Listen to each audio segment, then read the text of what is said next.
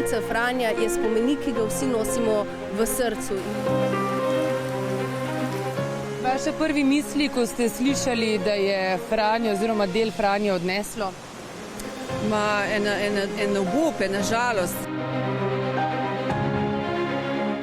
Zadnji obiskovalci so si lahko bolnico Franjo v letošnji turistični sezoni ogledali v četrtek, tik preden so se nad Cerkno zgrnili črni oblaki in povzročili večmilijonsko škodo. No, bolnica Franja zdaj do nadaljnjega ostaja zaprta, na kar nakazujejo tudi tile trakovi in pa obvestila prepovedan vstop. Namreč že po nekaj metrih nas tudi 5 dni po silovitem neurju takole pričakajo podrte smreke.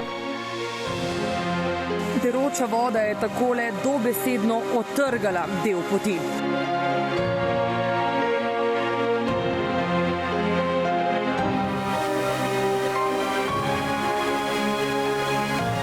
Prizori v bolnici Franji so naravnost katastrofalni. Takole so vse povsod drevesa, pa debla in deske, ki so ostale od različnih barak.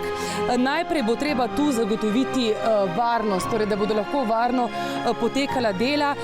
Še prej pa bodo morali delavci odstraniti vse te naplavine, kar 30.000 kubičnih metrov naj bi jih bilo in to bo po prvih ocenah trajalo okoli 14 dni. Tokrat vemo, da so popolnoma uničene 3 barake, 4. delno. Pravzaprav na srečo imajo vse te barake 2 vrat, 2 izhodov in tiste, ki jih običajno ne uporabljamo, smo uporabili zdaj po nesreči, ker s prednje strani so praktično prostori nedostopni. Kaj je zabito od blata, od mulja? Predvsem ostanki teh porušenih barak. Tukaj je streha rentgena in odzadaj potem še streha kuhinje. To sta 2 baraki, ki sta povsem uničeni. Ampak to je, če gledamo temelje, to je dobesedno premaknjeno barako. Ja, ker je očitno količina vode, ki je prišla po strugi, pa ne samo po strugi, tudi po tej drči z pobočja Velikega Nivča. Količina vode je bila prevelika in je pač prišlo do tega rušenja. Tukaj se pa res konkretno vidi škoda, ne? Struga je tukaj zelo globoka, ampak zaradi materiala, zaradi teh debel je pač tukaj očitno nastala ena taka manjša zajezitev in je predrla stene barake.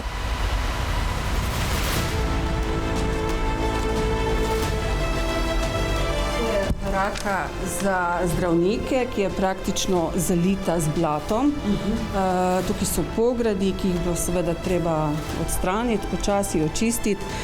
Sosednji prostor je pa delovni prostor in v bistvu soba dr. Franje, kjer je pa tudi vse je zamazano, vse poškodovano. Čistiti te lesene pode od tega mulja, ki ni samo od zgora, ampak tudi od spodaj, zelo verjetno to ne bo mogoče.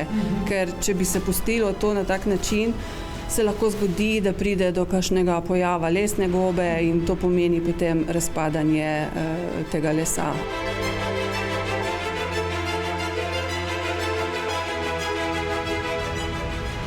Del predmetov smo v soboto z ekipo muzejskih sodelavcev, pa tudi zunanjih sodelavcev, pa gasilcev uspeli rešiti.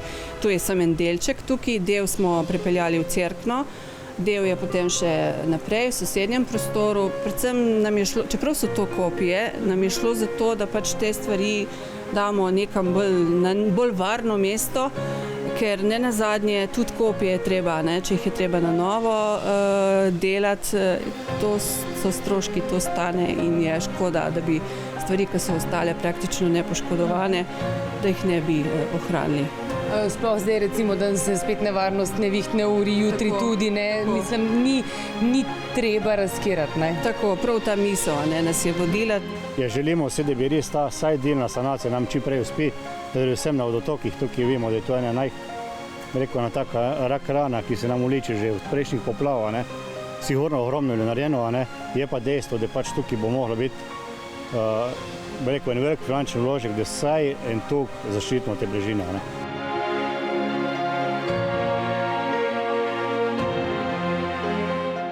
Ta prva obnova je trajala skoraj 3 leta. So veliki problemi v zaledju, ki jih je treba rešiti, preden se gre v samo obnovo, in to bo terjalo precej časa. Najprej za projektiranje, pa seveda tudi za samo izvedbo, in da ne govorimo o finančnem vidiku. Tako da leto, dve prav gotovo si mislim, to je čist zdaj osebna domneva v tem trenutku.